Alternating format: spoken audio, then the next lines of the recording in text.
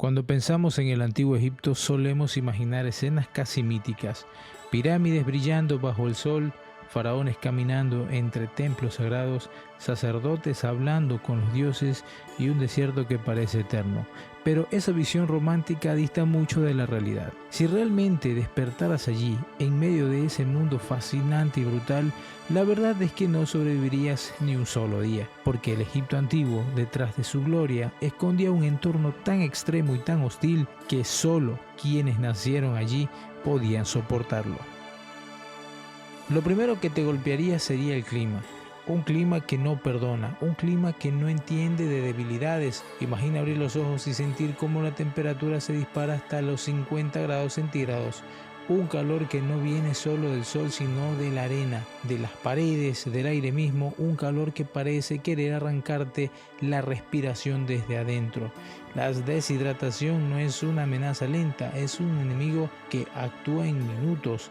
Y cuando por fin llega la noche, no hay un alivio real, porque el contraste es tan violento que el desierto se desploma hasta unos 2 o 3 grados, congelándote después de haberte derretido durante horas.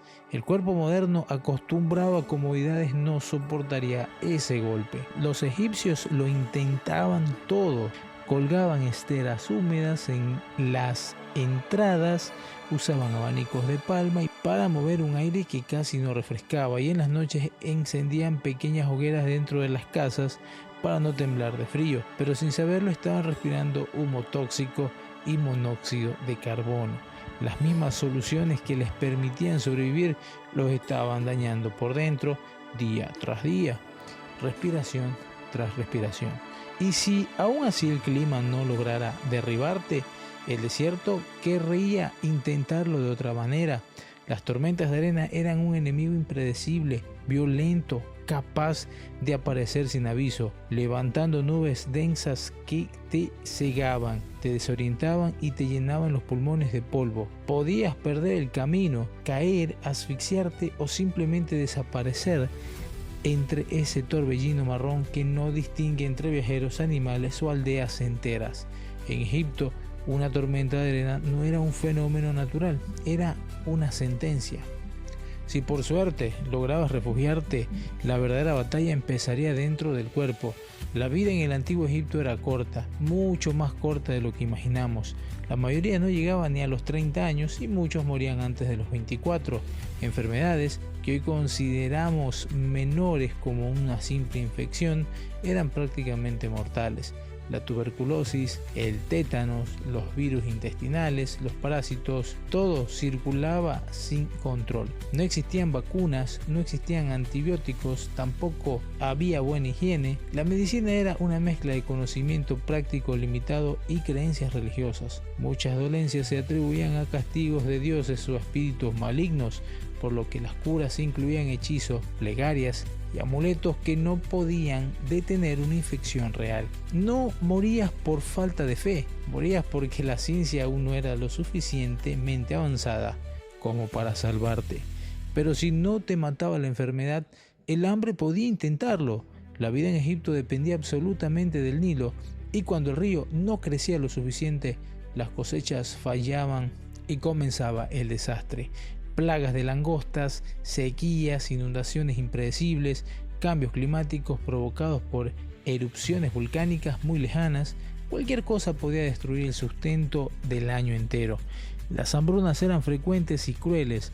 Los arqueólogos han encontrado restos de trabajadores con señales claras de desnutrición, fracturas mal curadas, desgaste extremo de articulaciones y enfermedades óseas propias de ancianos en personas de 20 años. El imperio que admirábamos estaba construido sobre el sacrificio físico de quienes casi no tenían nada. Y aún si esquivabas el clima, las enfermedades y el hambre, seguirías enfrentando algo igual de peligroso: el sistema social y religioso, ya que en Egipto no solo había que sobrevivir a la naturaleza, sino también al poder.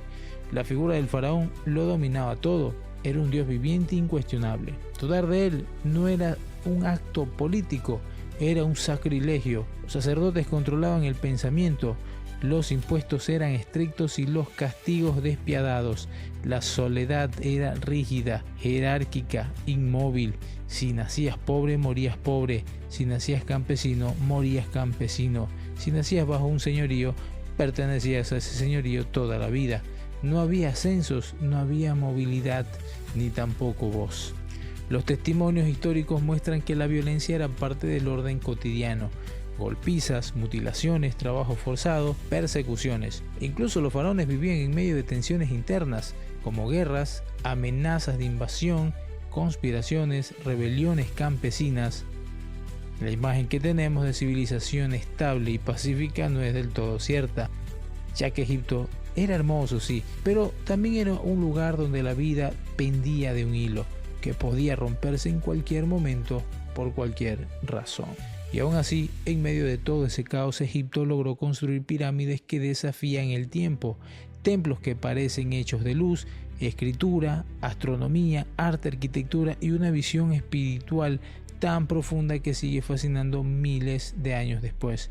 Y eso es lo que hace su mundo tan impresionante, que la grandeza existió a pesar del peligro constante. Pero si tú, hoy con tu cuerpo moderno, tu mente habituada a la comodidad, tu tecnología, salud, estilo de vida, despertaras allí, desnudo frente al sol del desierto, respirando ese aire lleno de polvo o arena, enfrentando esas enfermedades, comiendo esa comida escasa, sometido a ese sistema social, quizás no sobrevivirías más de 24 horas.